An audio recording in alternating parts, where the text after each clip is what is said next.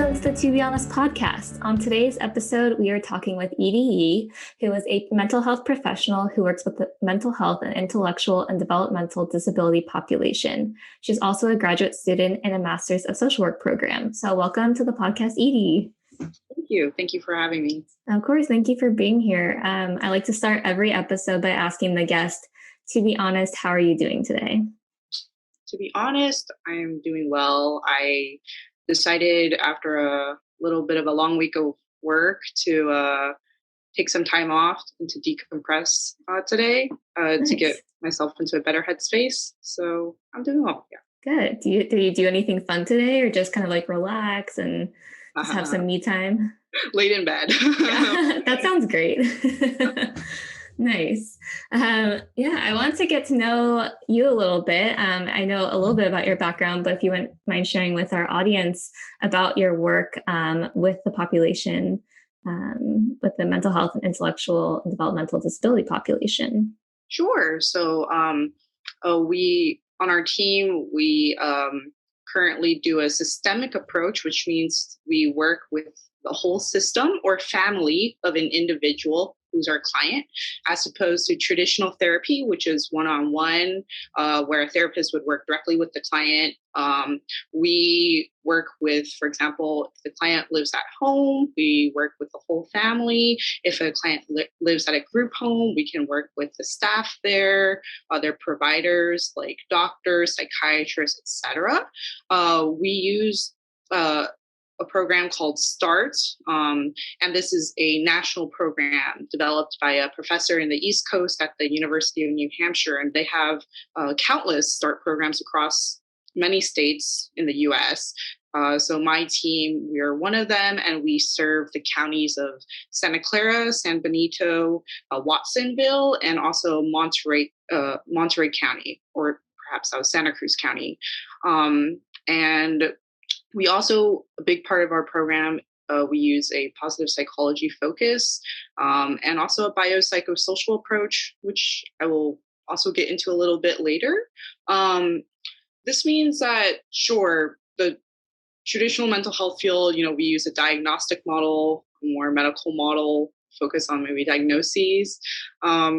Yes, that's taken into account, but as opposed to always focusing on someone's deficiencies or issues or problems, we really like to talk about their strengths and interests and help to fill their lives with more meaning, more enrichment. So we sort of put a different spin and have a different flavor, I would say, compared to maybe the traditional behavioral health approach. Mm-hmm. That's awesome. Yeah, it sounds like it's a super comprehensive and strength-based program. And would you mind sharing what your role is within the program? Sure. So I am a therapeutic coach. Honestly,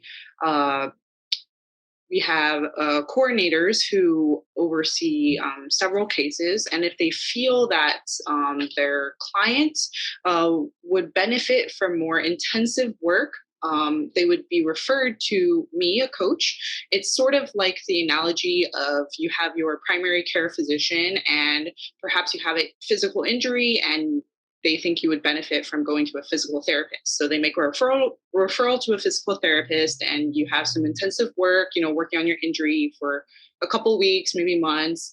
And then when you're better, you sort of are discharged from that, but at the same time, you always have your PCP. So that's sort of what I do as a coach. It's very goal-oriented depending on each individual, but a lot of very common goals that I work on with the individuals I coach may be communication skills, fostering that, for example, between them and family members, enhancing. We use the PERMA model, which is a positive psychology model. Again, very similar to just enhancing their days with more of their interests and pleasures and meaning in their life. So it can be it's very much a catch-all. And that's what I do, and I very much enjoy it.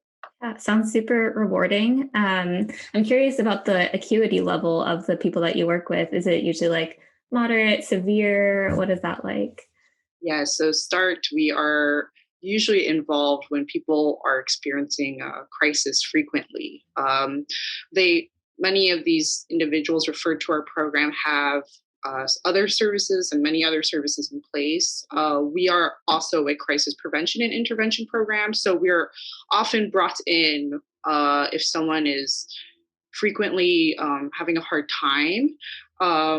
So while each case may be very, very different, depending on where they live, diagnoses, et cetera, the needs, yes, I would, I would generally categorize it as people are experiencing a tough time in their lives, and we're brought in to try to help alleviate that.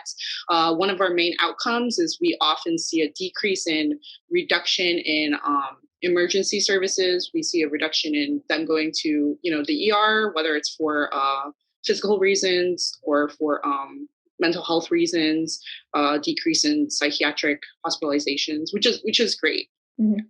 Awesome. Yeah, sounds like truly amazing work. I love that you guys also do like the early intervention and prevention kind of work too. That's all about what, to be honest, is trying to do. So you guys are like the hands-on version. We're kind of like the more educational side of things, but really, really great work. How did you get involved with this work to begin with? Sure. I personally majored in psychology. I was very into mental health growing up, and I think it's important for everyone, and depending on their level of exposure in their childhood. For me, we'll talk about this and unpack it a little bit more. But I am a first generation American in the sense of my parents immigrated here from China. I grew up here, and I'm an only child for and the cultural pieces of growing up with immigrant parents in America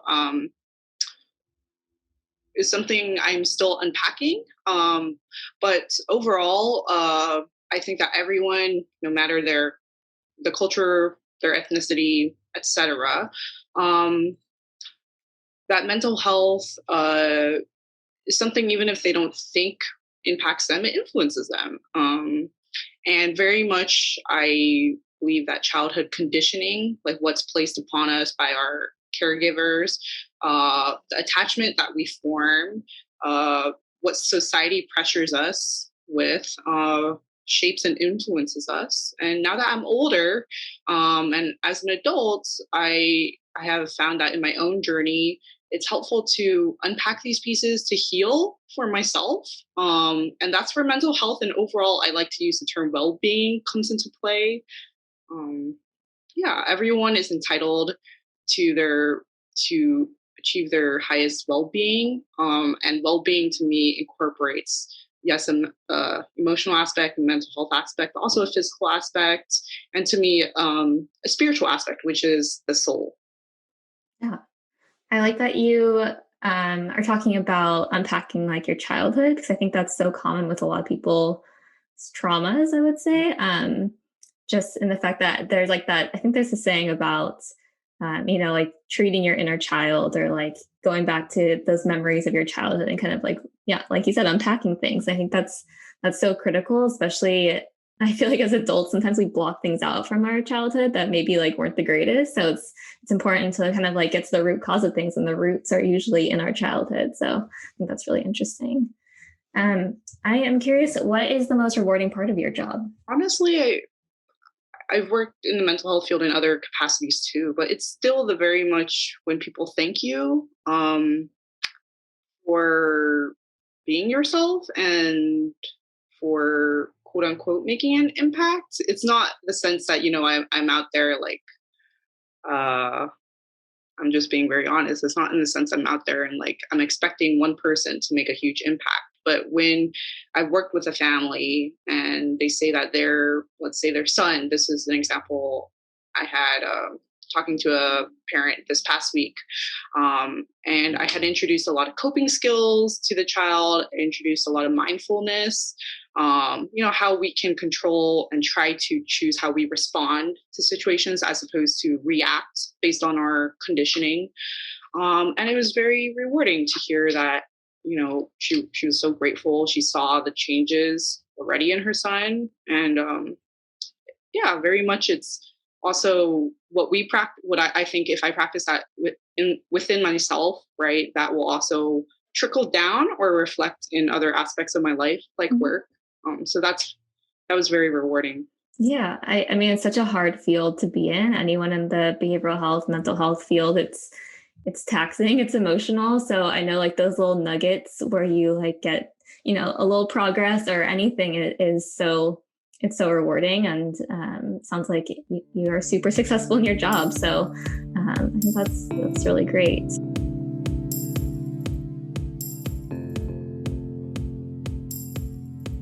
So I wanted to kind of dive into your holistic approach. I know it's kind of really important to you and a part of your work. So would you mind kind of explaining a bit of your approach and how that kind of like intertwines in your personal and professional life?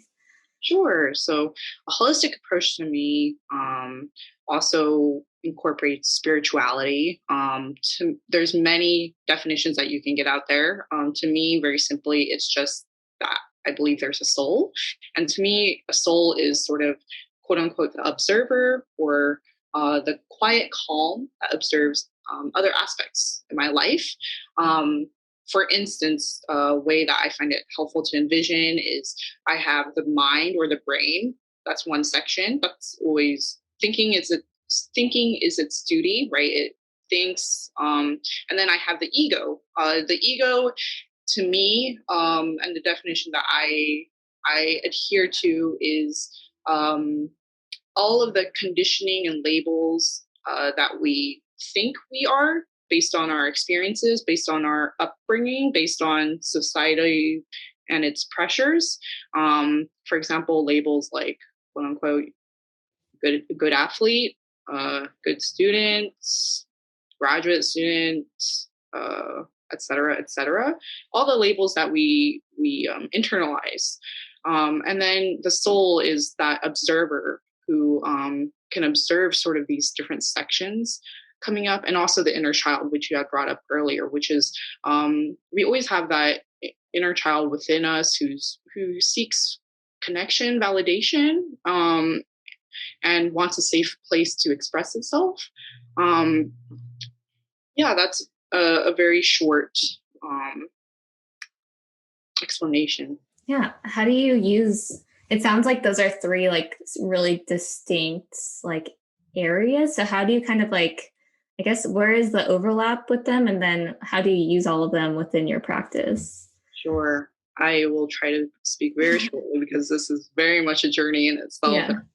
Long story, but all of these parts are part of me, is how I see it. I would say a struggle, for example, when people start to become aware of their ego, may be thinking that the point is to diminish it or to destroy it, because the ego oftentimes is our autopilot. It's how we were living our life, and the patterns, whether or not those patterns are serving us, right? It's what we were conditioned to be, what was approved by other people. So we often live our life like that. I can share some specifics for me. For example, before embarking on my spiritual journey, I was living in ego consciousness, which is like ego forward autopilot. And that ego consciousness was the overachiever archetype, the archetype who thought success meant much productivity, output, that I think society tends to sometimes push. For example, I did a lot in college and undergrad. I thought that success, quote unquote, meant looking like living a certain life. But at the same time, my ego struggled with perspectives that did not match mine, or, for example, some family members or, friends or people you come across. My ego reacted to the perspectives they had. Ego is very much focused on like trying to preserve control and trying to preserve it being right. So it may struggle with things that don't agree, which is why I prefaced with very much all these different parts ego, the mind, soul, inner child are a part of me, and it makes me whole. So it's important to me to witness, for example, if my ego is popping out, when I fall into my old quote unquote habits, or the autopilot. And at the same time, I think everyone's brains are very active, may think a lot, but that's also its duty, and how it evolutionized to keep us safe and to keep humans alive. So again, a part of that is witnessing my thoughts, or other things that come up in the brain, but I don't necessarily have to give power to it. That's where mindfulness comes into play, I think. And that's a whole nother also story, but overall, just spending more time for me to witness these different parts of myself. And that I can, I have practiced to sort of see things from more of the observing self or the soul, as opposed to I have to identify with my ego, and the ego is living out my whole life. Yeah, that's so interesting. 'Cause not recently, but not that this is a therapy session, but I'll just share like personally, I feel like there's like, I see myself one way because I've put myself in a box around certain people, but then I know like myself is a different way. So it's really, I feel like it's like the ego versus like, especially when you are with like childhood friends and they know you as a certain way, and then you grow up and you have your own experiences, and then you're kind of a different person, but you feel like you still have to fit into that certain box of like who you were back then. So anyway, that just came to mind when you were talking. So I feel like maybe other people struggle with that too, with kind of finding that balance of like who you are, like ego versus mind versus your soul, and kind of how they all fit together in your personal life. Sure. If I could share just one quick thought, and one way that I think ties what you were commenting on is the soul also, as I live more aligned with it and more in touch, my authentic self, or quote unquote, some people use the term real self or true self. There's many terms out there, as opposed to the ego self, which may have created for me, for example, that false self, which is that very overachiever archetype, which, yes, I was on the outside seeming to be fine, but I knew inside there was something missing, or that this wasn't right. There in the field of spirituality, there's a term for when you start to struggle with ego consciousness. It's called the dark night of the soul, or basically hitting, like emotional rock bottom, where you start to question a lot of and reflect on your life and how you've lived it. So yeah, for me, very much, this is a journey, but after experiencing that dark night of the soul, one of my main goals for myself was to live in alignment with my own values, true values, as opposed to what society or maybe friends, etc., think of us or pressure us to be, but more in alignment with myself. And I think that naturally brings about some peace, calm. Yeah. Yeah, definitely. I think that's good advice. Would you mind talking a bit about your spiritual journey? I'm curious. I know it might be like a long story, but I'm just kind of curious, like where you've been, like where you are now. Yeah, I would say it's very short, because I came into it, started, I would say this year. I actually, at my time with my current job with Start, I had exactly sort of that example I shared earlier. I was always very passionate about mental health, and I always worked in the field, but I started to struggle with different perspectives at the end of last year. So less than a year ago, I started struggling with feelings of hopelessness, and like, what's the point? Um, uh, this in itself, as we work in mental health, this is another story, but it's, feelings of when for me, one person feeling like, does it matter? Like, the work I do, does it make a difference? Sometimes there's cases that are hard that bring up countertransference, where we are triggered based on our own experiences growing up. So yeah, I had my own, I would say, dark night of the soul end of last year. And also I had grown up in the Bay Area, but I had moved to the East Coast because I needed some distance from my family, and my family was better with distance. So moving back here for the pandemic made me face a lot of my childhood conditioning dynamics. It will naturally do that. And while working through that, I found the work, a lot of what I talk about regarding spirituality, I tend to really like the work of Dr. Nicole LePera. She's also a traditionally trained clinical psychologist. She has a big platform on Instagram, the Holistic Psychologist. She also released a book, which I had read at the beginning of this year.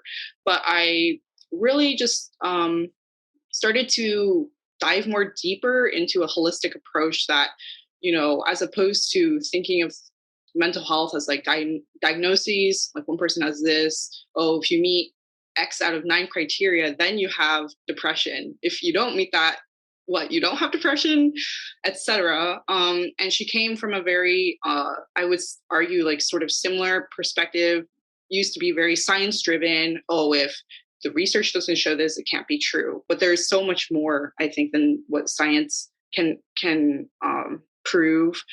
And anyways, as opposed to, for example, the mental illness paradigm, what she more tries to focus on are attachment issues or childhood conditioning, trauma in itself, which is another story. But trauma, there are the big T's, which everyone and the public, I think, is familiar with, that we attribute to trauma, like, war, sexual violence, near-death experiences. But there's also very much complex and little T traumas, which can be emotional abandonment or emotional neglect by parents as a child, like very different things than what maybe the field currently shows as trauma. So anyways, as opposed to like a very medical model of mental health, she focuses a lot on attachment and childhood conditioning and trauma, and being the roots of, I think, what manifests into mental health issues, and what we see. And yeah, that's where I've been. I just been unpacking a lot of what I mentioned, and reading a lot of the work by her and other people in the field. Yeah.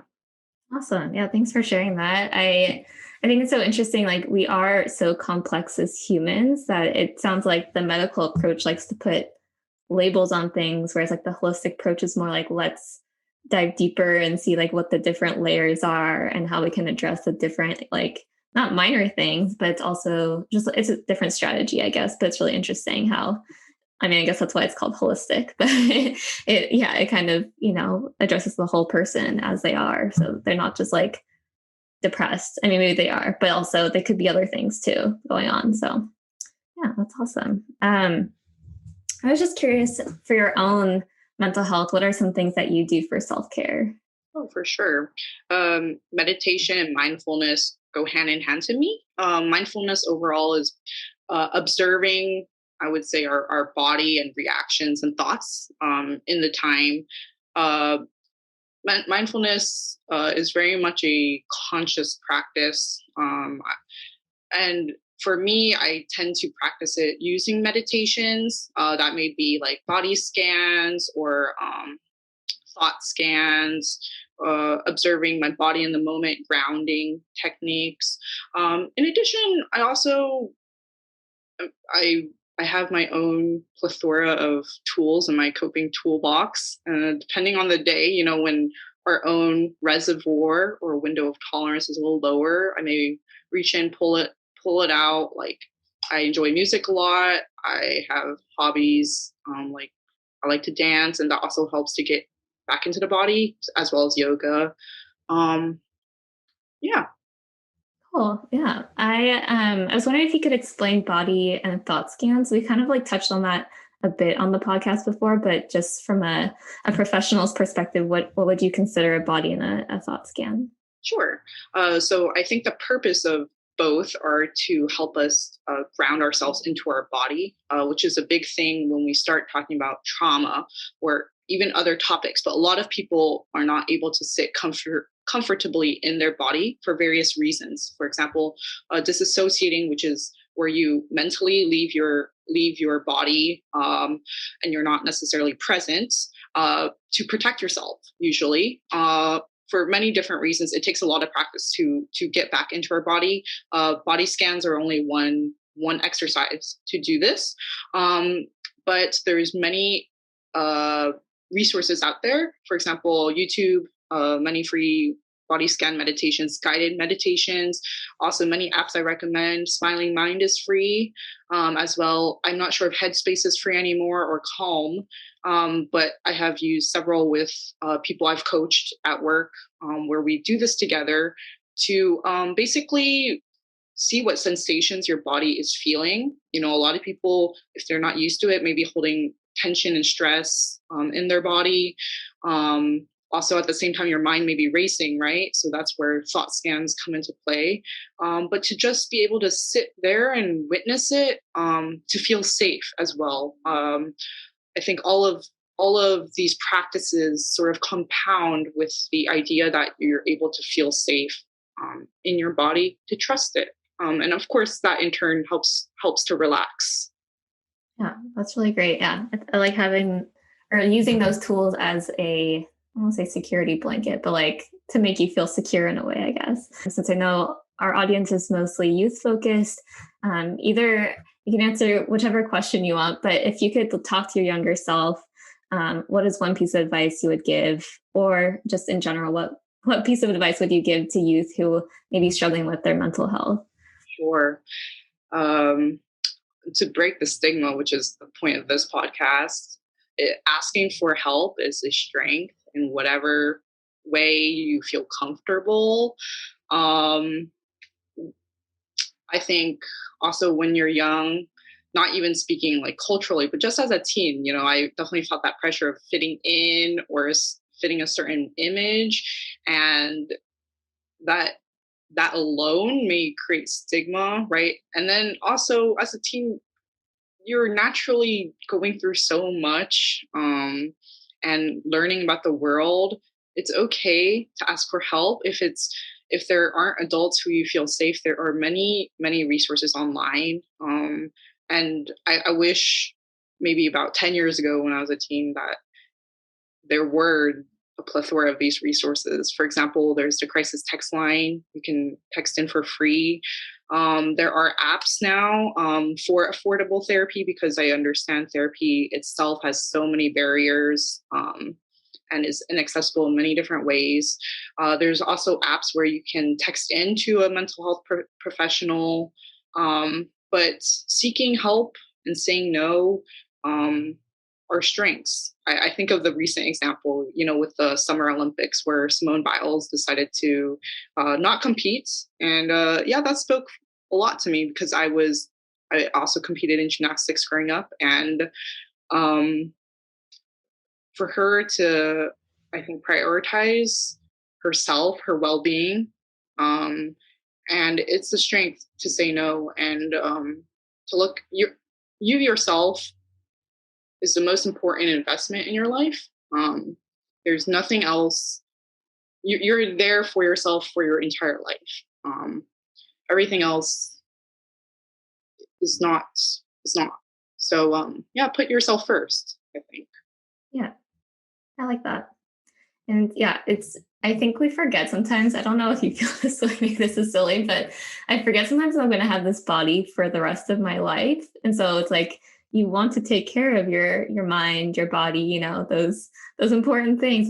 Sometimes it's easier said than done, but it is important because you do have the mind that you have for the rest of your life.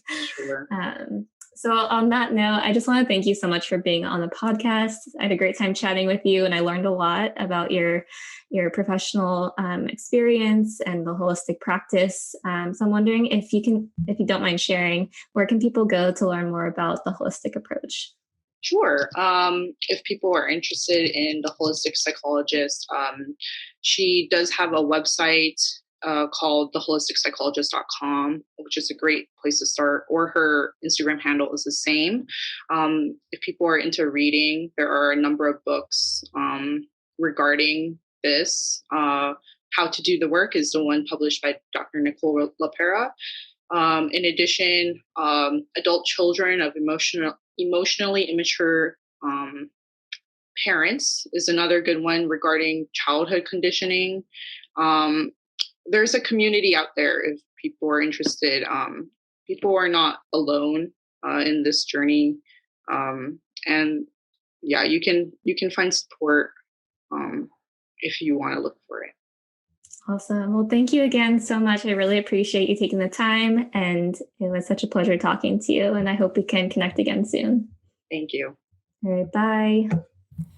The To Be Honest podcast is a creative platform that enables youth and young adults to share their personal experience with mental health to help normalize the conversation around this often taboo topic.